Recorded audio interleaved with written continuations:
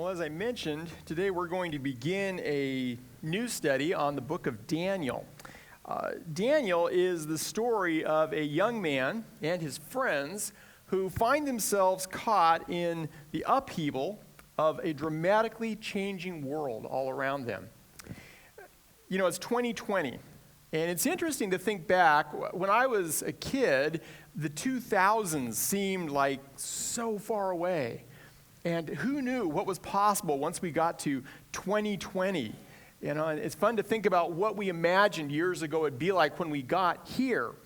I was looking at some stuff this week, and I found a series of pictures that were published in France back in 1900. These actually were put into cigar boxes, but it was some artists' ideas of what it would look like, what the world would be like once we got to the 2000s. And so here's what they thought around 1900. This is what traffic would be like. We would have flying policemen, and we'd all be there in our flying cars. This is how school would work. The teacher just drops the books into that machine, and you turn the crank, and the knowledge just goes in. Here's how you get your mail. Everything is air mail, apparently, in the 2000s. And then this is my favorite. This is how revolutionized farming was going to be. Here's how you get chickens. You just put the eggs on the little conveyor belt, and chicks pop out the other side. I've told you before that my dad had me late in life. He was 65 when I was born. So my dad was born in 1897.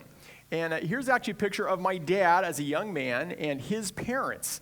I believe he and his dad bought that car together. I think it was the first car in their town. And it's amazing to think what my dad saw happen in his lifetime. He went from farming with horses and no vehicles.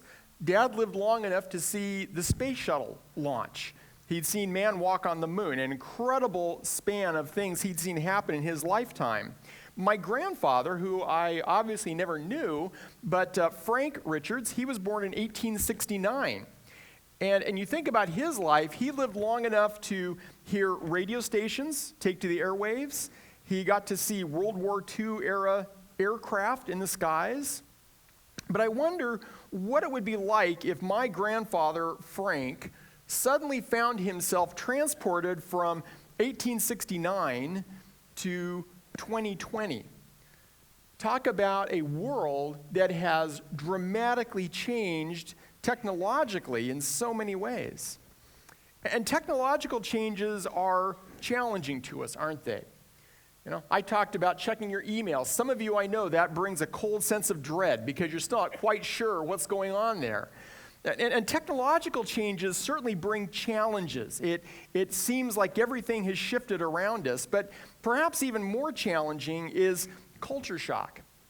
When not just the technology changes, but the rules of how life is lived change around us. I've had the chance to be in several third world countries, and I remember years ago being in Guatemala with a group, and I wasn't feeling too good, so I decided to go back to our hotel a little bit early, and I started walking back to the hotel. At least I thought I was walking back to the hotel, and realized I'd taken a wrong turn. And just in that brief moment, I realized how unsettling it was that I didn't know the language, I couldn't read the signs, I wasn't sure who I could talk to or how to find my way back. That was just a tiny taste of culture shock. I think that as Christians, we face a unique kind of culture shock. 1 Peter chapter 2 phrases it this way. He says, "Dear friends, I warn you as temporary residents and foreigners to keep away from worldly desires that wage war against your very souls." It's interesting that Peter terms us as followers of Jesus Christ. He says you really now are like foreigners living in a foreign country. You are surrounded by a value system. You're surrounded by priorities and cultural influences that really run completely counter to the values, the priorities that we are called to as followers of Jesus Christ. And I think that most of us would say that in our lifetimes we have found that the culture we live in many ways seems even more alien to us, to our values, than it did maybe in our youth. And so how do we live successfully in an alien culture without becoming conformed to it? And how do we deal with the conflict when two world systems come into collision, as they inevitably will?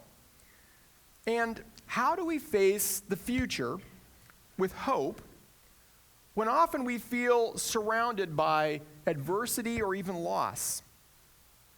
The story of Daniel has long spoken both hope and wisdom to people who desire God but find themselves living in alien, difficult, even dangerous places.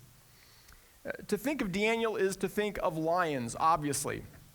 But the big kitties weren't the only challenges that Daniel had to overcome. And so between now and Easter, we want to take a walk through this book of Daniel and see if we can learn about living with a variety of lions, things that threaten to overwhelm us. So this morning, we're going to begin with Daniel chapter 1. And just to familiarize us with the story, I've asked Pastor Britt if he would come and just read Daniel 1 to us.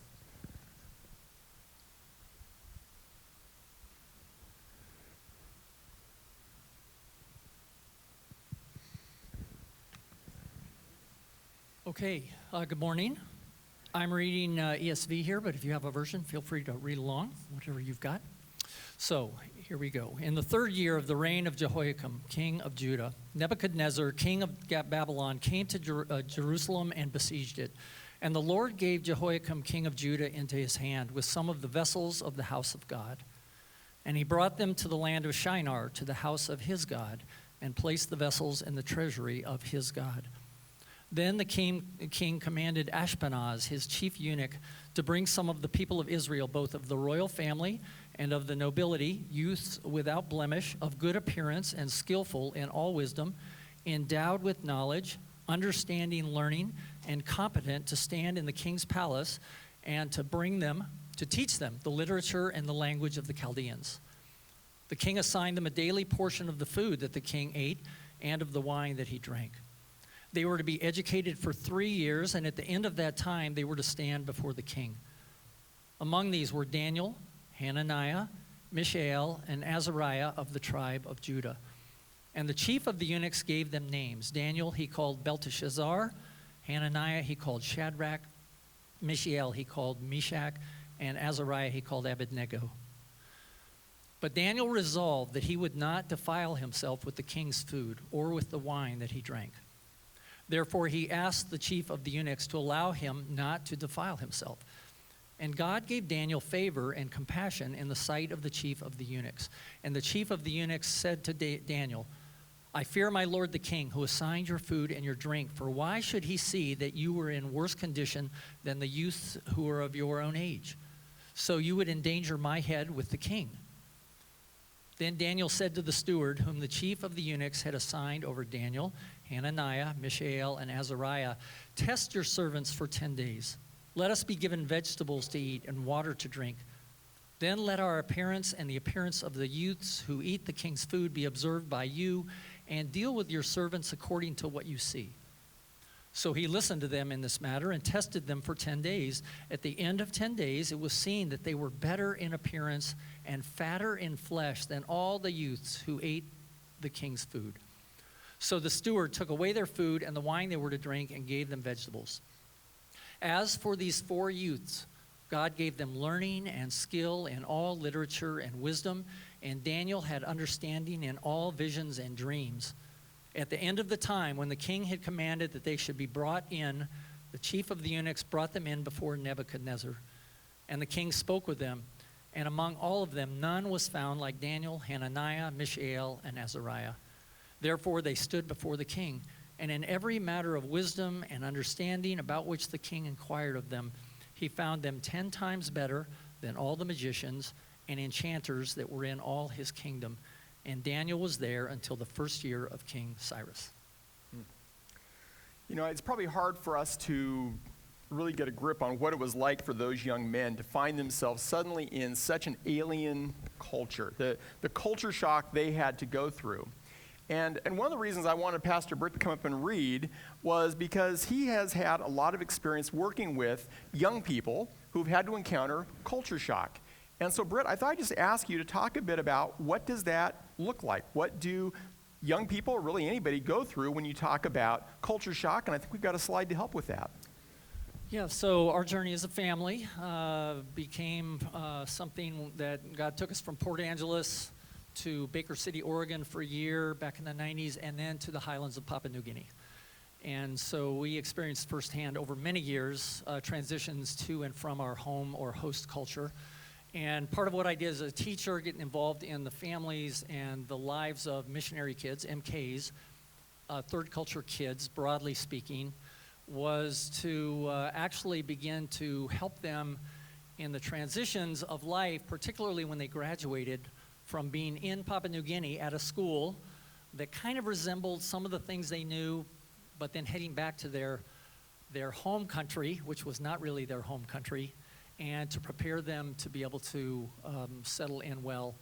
So we as a family experienced transitions a ton as we went. I became very familiar with it through the kids that we served and the families, and ended up presenting transition seminars multiple times over the years in Mexico and Brazil and Papua New Guinea a number of times to parents as well as the kids that were going to be making those transitions. And there's actually a ton of understanding about the process, what makes it go well, what makes it go not so well. And along the way of the transition seminar, this was a slide that I would present to kind of talk through it. Okay.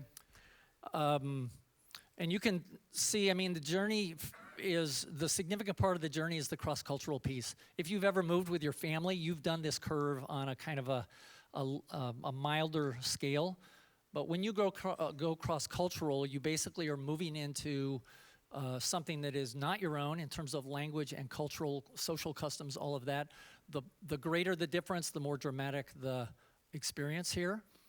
And so the connection to Daniel and his friends is what we have the saying in transitions was leave well to enter well. Leave well to enter well. So you need to figure out how to say goodbye well to where you were in order to enter well into that new space. Daniel did not have that option. Okay, leaving well was not a part of his story, nor of any of the youths or others that were taken. So they began on the left there. They were engaged, settled, commitment, status, intimacy with their culture, their families, their language. And then they had to leave, forced conditions there. And I think the biggest thing here is to see that middle part, the transition there is really, really a huge piece to this whole journey. It's called transition. That's the mild phrase, but you'll see the word that describes it is chaos. And statuslessness and anxiety are just a very natural part of the process. So when these guys got transported and dropped into the middle of Babylon, all bets were off for the things that they knew and understood and were comfortable with. And so really the book of Daniel takes us through those first few years where we realize they did enter, they observed, they were introduced, they were vulnerable.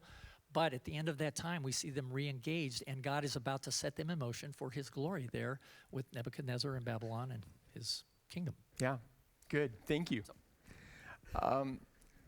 If you thought about the way things looked to Daniel, his friends, really their people, the nation of Israel, it was pretty discouraging. This was a superpower walkover. Babylon, the superpower of the day, had just invaded Israel and had walked over them, and they had stripped the capital city, Jerusalem, the glory piece of Israel. Babylon had overrun it. They had taken whatever they wanted, and it was obvious to everyone that the glory days were gone. In terms of their relationship with God, Yahweh seemed to be powerless to protect them. You can be sure that a lot of prayers had been put up asking God to protect them and deliver them from Babylon, and yet they hadn't been protected. In fact, Solomon's temple, the glorious temple, had been stripped. Its belongings taken as souvenirs, no less, to be taken back to Babylon and used to decorate the temple of a pagan god. The best and the brightest were lost, taken away, and taken away for deep indoctrination into the Babylonian way of life and even the Babylonian religion. We look at Daniel chapter 1, verses 3 and 4. It says, the king commanded. He said, bring some of the nobility, youths without blemish, good appearance, skillful in wisdom, endowed with knowledge, understanding, learning, competent to stand in the king's palace. In other words, bring me the best of the best, the rising stars within Jerusalem. I want them stripped away and brought back here for my uses. If you think about Daniel himself, for Daniel, his home is gone, his name is gone, his culture is gone, and he finds himself, you talk about chaos, being a stranger with a strange name living in a strange land. But there's also another way to see things, and that is the way things looked from heaven's vantage point. And Daniel, throughout, keeps reminding us that those first impressions, that all is lost and the best and the brightest are gone and the glory days are over, that's not all that's going on. In verse 2, it says, the Lord gave Jehoiakim, king of Judah, into Nebuchadnezzar's hand. It was God's doing. God was bringing some judgment on his people for their rebelliousness, but it was God who gave them. It wasn't Babylon who took. Verse 9, God gave Daniel favor and compassion in the sight of the chief of the eunuchs. Daniel's status, his good favor, was God's gift. God was in control, not the chief eunuch. As for these 4 youths, God gave them learning and skill in all literature and wisdom. The fact that Daniel excelled was God's blessing, God's hand in what seemed like a hopeless situation. Now, if you think about Daniel's position in terms of negotiating for what he wanted, he was not in a strong negotiating position, to put it mildly. He may have really been somebody back in Jerusalem. In fact, he was somebody back in Jerusalem. We've already seen that. He apparently came from a noble family, perhaps even related in some way to the royal family. He had a good education. He was athletic. He was good looking. He had a reputation. And yet, as Pastor Britt pointed out, part of that moving into a new culture, maybe you saw that little word statuslessness. Daniel knew who he was when he was at home, but now he's been taken to Babylon. And Babylon, he is nobody. He may have been the quarterback for the Squim High football team and on the front page of the paper, but you're in Babylon now. You've just gone to the University of Washington, and you're not a big name anymore. You might have some potential if you make it through the freshman squad. And everything is being decided for him. I could talk about the 5 L's, where he lives. Not Jerusalem, now Babylon. He doesn't get to decide what he learns. It's being told to him. He's going to learn about the wisdom, the mystery wisdom of the Chaldeans, much of it a pagan religion. He doesn't get to choose his language. Akkadian was similar to Hebrew, but it had a very complex writing system, and suddenly Daniel has to relearn how to write. He doesn't even get to choose how he's labeled. Somebody else chooses his name. He doesn't even get to decide what's for lunch. Somebody else is telling him what it is he's going to eat. One commentator has called this cultural flooding. Every facet of Daniel's life, it seems, is being subsumed by this new culture. So how does Daniel keep from losing center? Well, he draws the line at food. Daniel resolved he would not defile himself with the king's food or with the wine that he drank. But I think it's interesting to note that he politely drew the line. It says he asked the chief of the eunuchs to allow him not to defile himself. You know, God granted Daniel favor. But I think that's also because God worked in Daniel so that Daniel behaved himself favorably. He acted with integrity.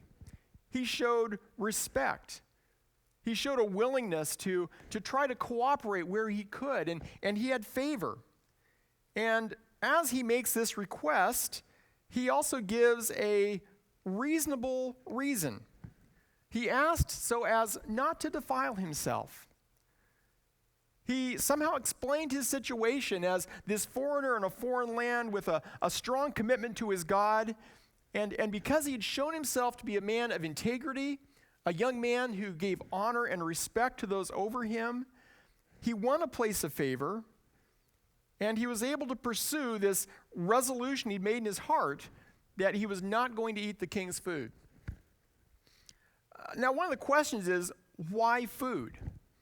Why, of all the things going on in Daniel's life, does he decide that food is going to be the line that he draws in the sand? Well, I think Daniel knew how to choose his fight carefully. Daniel didn't have a lot of clout, and he didn't even know where things were going to end up. But he does know what goes in his mouth. And opting out let him quietly remind himself of who he was. In some ways, it's kind of puzzling. People often think that this must have been a problem of kosher eating, that because the king wasn't eating kosher, that Daniel didn't want to eat the king's food. But the fact is, a kosher diet did not demand abstinence from all meat. That the fact that Daniel asked just for a diet of vegetables, that wasn't necessarily a kosher diet he was asking for. Other times, people have suggested that maybe it was a problem with idolatry because the king's food would have been offered up to idols as part of the ceremony, and that Daniel did not want to partake of food offered to idols. But there's no guarantee, there's no statement here that the vegetables they were fed weren't also offered to idols. So I'm not sure that's the reason. I think what really is going on is that it's an identity issue. Daniel 1:5, it says that the king assigned them a daily portion of the food that the king ate and of the wine that he drank. I think that's really the issue for Daniel. It's the who are you going to be like? And the king is saying, I want you to be like me. What I eat, you eat. What I drink, you drink. And Daniel and his friends are saying quietly to each other, we're not the king's men. We belong to the Lord. And in this quiet way, we're going to say that our goal is not to be like you. Our goal is not that you become the source of everything for us. So how'd it go? Well, he begins with his first question, which is to approach the head eunuch. He asks if he could be allowed to do this. And the answer comes back, Daniel, I like you. You're a great young man, but not a chance. Because the head eunuch also likes having his head seated atop his shoulders. He says, I fear my lord the king, who assigned your food and your drink. For why should he see that you are in worse condition than the youths who are of your own age? So you would endanger my head with the king. This was apparently a common thought among people who worked in the palace, was do you keep your head or not? And so he felt that was a sure recipe for his own demise. It's interesting that Daniel doesn't keep begging. Neither does he give up. He goes to plan 2, which is to go to the steward that was directly over them. He makes a little bit of an end run, if you will.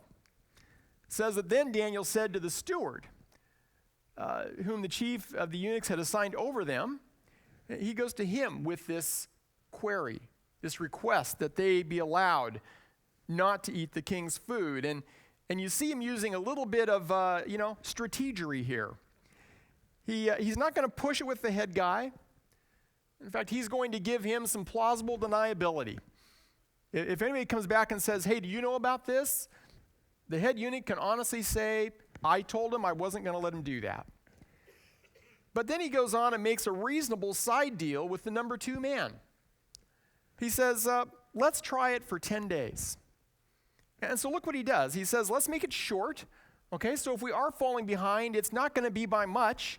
It won't be real obvious, so the chance that someone's going to notice that you've made a change isn't a lot, but you're going to be watching. You'll know in 10 days. And it was measurable. All right, there's a set period for this. And it was pretty low risk. One commentator said this may have had a little added benefit for the steward because somebody needed to eat all that unused good food. Matthew 10, verse 16, Jesus says, "Behold, I'm sending you out as sheep in the midst of wolves. So be wise as serpents and innocent as doves." It's an interesting combination, to be wise as serpents. Usually when people are shrewd, when they are good at working the system and getting around obstacles, we think of someone that is trying to take advantage of other people. They're trying to do something that is unethical or sneaky. And yet Jesus commends a kind of holy shrewdness. He says you're going to be living in a world that is pretty hostile at times to the values of the kingdom. And one of the ways that you live successfully there is you need to learn how to be wise. Use your head. Be as wise as a serpent. Have that kind of shrewdness, but not a shrewdness that is for selfish gain. It is to preserve kingdom values. It is to do what is highest and best and honoring to God. It is to promote love in the midst of evil. I hear there's a new movie that is coming out about Harriet Tubman. And if you know Harriet Tubman, she helped found the Underground Railroad that smuggled slaves out of the Deep South to freedom. And much of what animated Harriet Tubman's desire to do that was her Christian faith. And because she wanted to see slaves set free and delivered from bondage, Harriet was wise as a serpent. She figured out ingenious ways to help take people to freedom.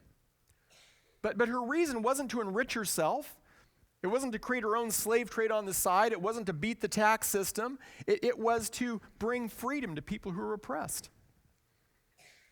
I heard a story years ago of a young woman in Russia who was going to a secret church meeting.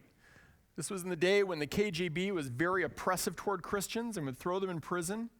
And she was on her way to this secret church meeting when she was suddenly stopped by the police.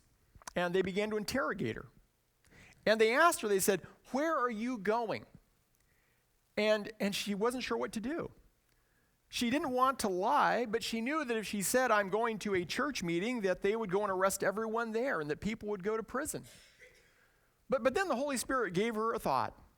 She realized that the scripture says that we are brothers and sisters to Jesus Christ.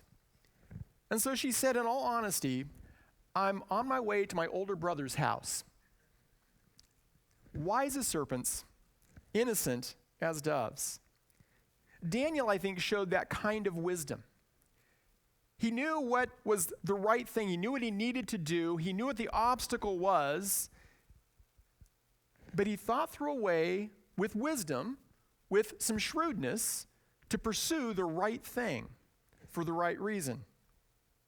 And the result, Daniel 1:15, at the end of 10 days, it was seen that they were better in appearance and fatter in flesh than all the youths who ate the king's food. You know, food is the only variance in the program that we're told about. They did do their studies, and God blessed them in that. They had to study, but God also gave them ability, and it's interesting that the things they had to study included the mystic arts of the Chaldeans, which tells me that God can use even pagan forms of wisdom for his purposes. They did well. It says that they did 10 times as well. And not only did they do well, they also prospered long. Daniel 1:21 says that Daniel was there until the first year of King Cyrus. Now that may not strike you as anything significant, but you see, King Cyrus was not a king of Babylon. King Cyrus was the king of Persia. And Persia was the superpower that eventually overwhelmed the superpower of Babylon. That covered a span of 70 years. So Daniel, the exiled youth from a fallen kingdom, was the man still standing when the captors fell. Nebuchadnezzar was the one who took the exiles out of Jerusalem. Cyrus was the one who would send the exiles home. So, what can we learn from Daniel's life? Well, let me just share a few lessons. The first lesson is that God always has the final say. Even in dark times, even when it seems like the culture has gone completely contrary to everything that you would desire, that God would desire, God is still in control. It also tells me that God equips different people for different tasks. Daniel was uniquely equipped and uniquely positioned to fill the role that God had called him to. Not everybody was part of a noble family. Not everybody had Daniel's education, his intelligence, his good looks. God had blessed Daniel with those things because I believe God knew that Daniel was going to be put into a unique position and have unique influence. God has equipped each of us for a unique calling. But ultimately, God is the one who is in control. The second thing I would say is that we need to remember who we are. Daniel, in the midst of being thrown into this alien culture, could have easily lost himself. His friends could have lost themselves. They could have decided that, why fight the system? This thing is way bigger than we are. We might as well just go with it. We've got new names. We're in a new place. Nobody really knows us.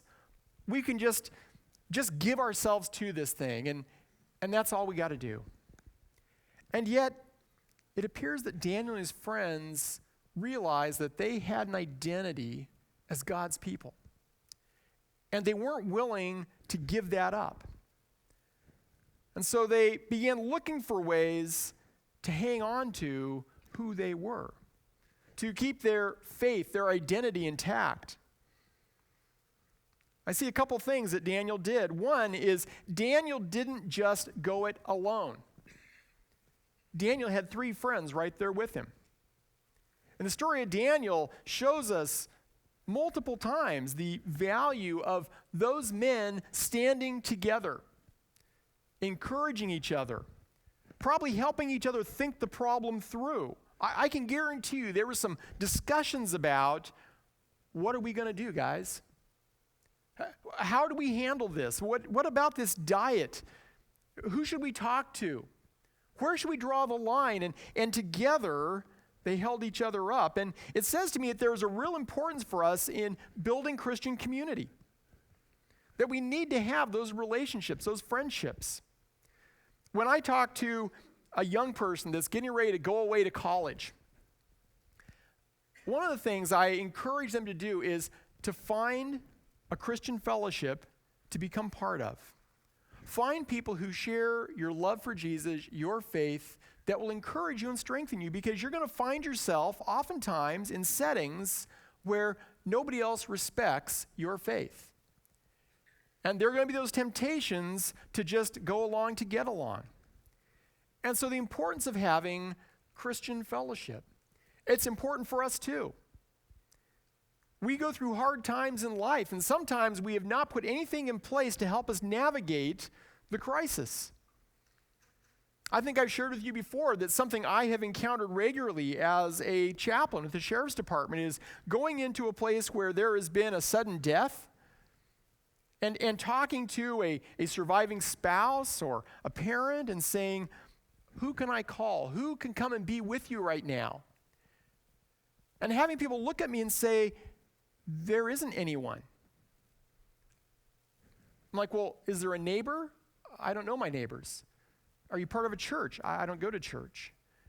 Do you have a friend in town? No, I don't have anyone.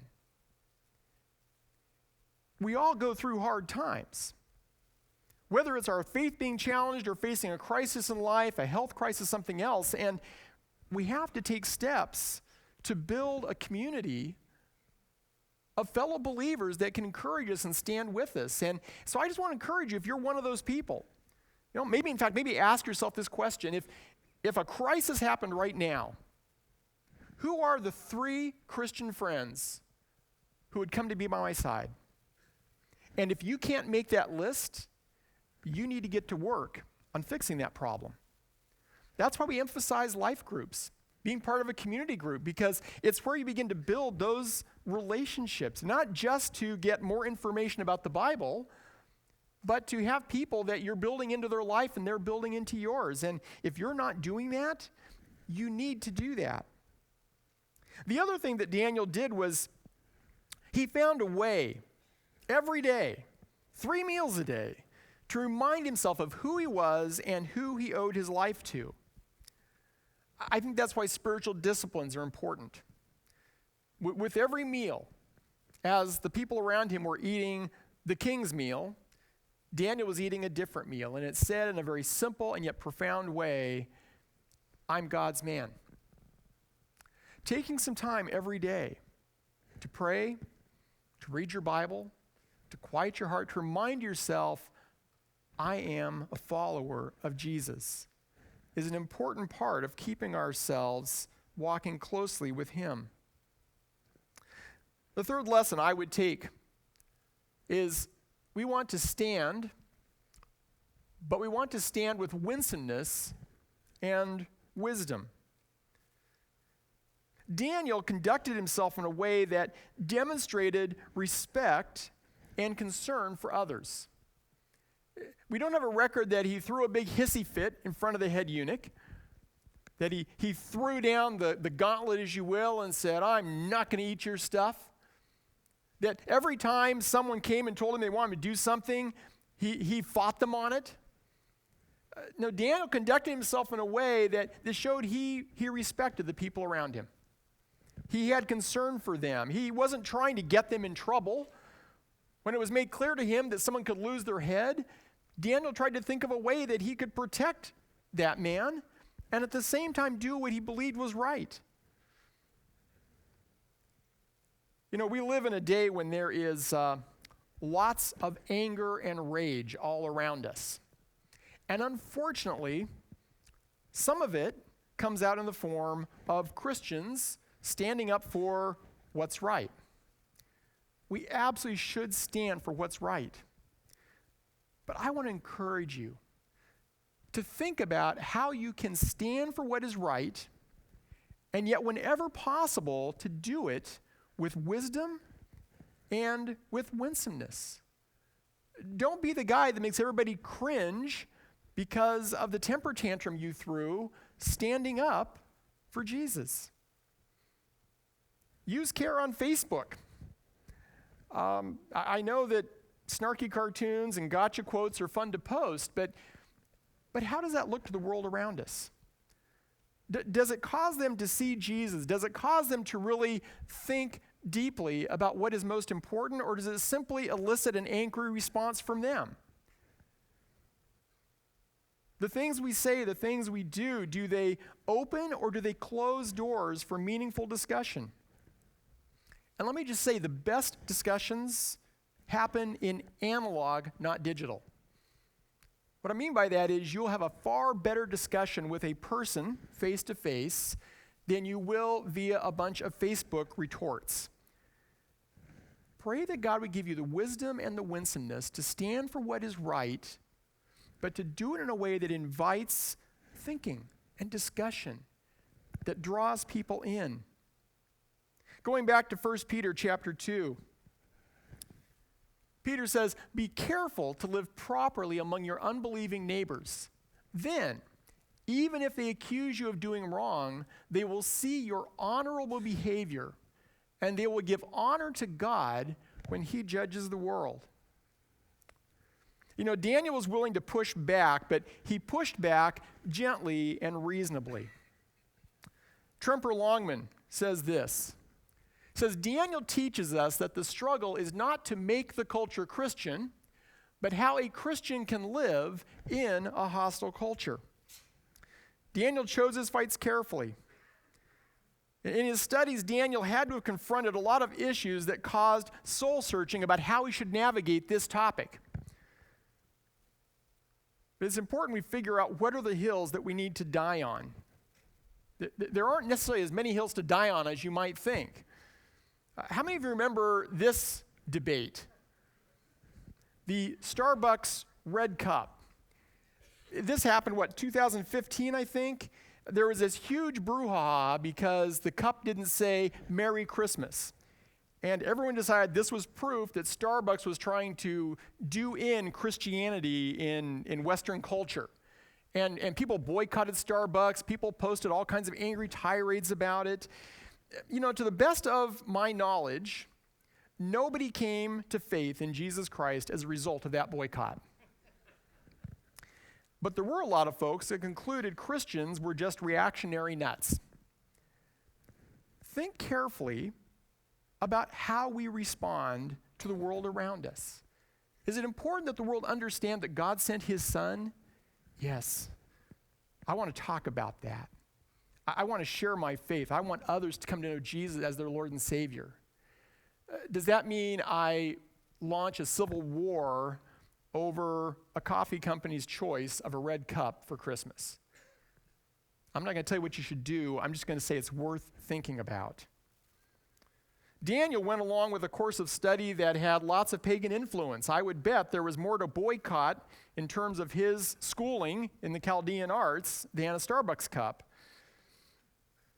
John Goldingay says that the wise person knows how to learn from the wisdom of other people without being overcome by it.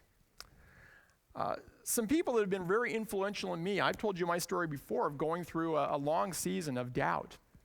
And it was some of the people who are in what's called the intelligent design movement that were very helpful to me on the scientific front of pointing out all the evidence there is that there is an intelligent creator, there is a God.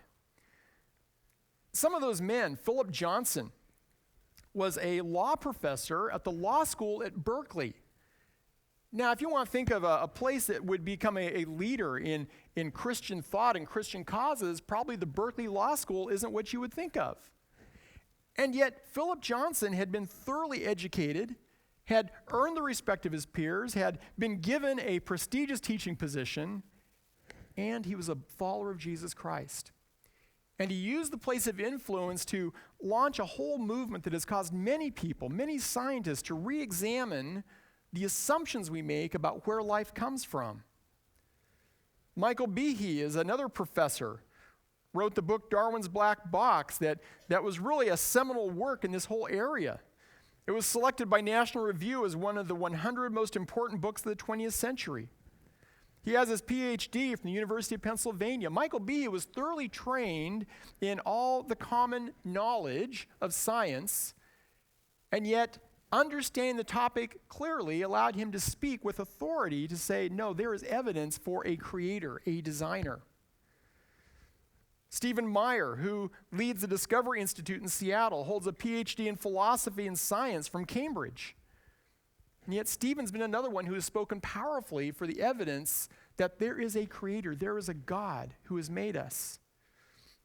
See, like Daniel, these men acted wisely, they demonstrated credibility, and because of that, they've had a deep and a long-lasting influence.